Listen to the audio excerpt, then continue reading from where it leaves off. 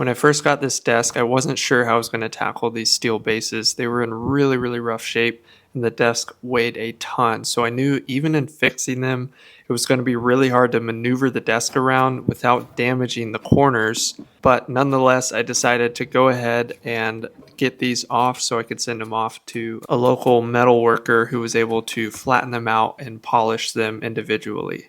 Next, I decided to remove all of the drawers and have new keys made for all of the existing locks. The next morning, I went and checked on the animals and decided to get back into it. But I must say, there's a lot more thinking that goes into this process sometimes, and it takes pondering different approaches before deciding the ultimate path of action.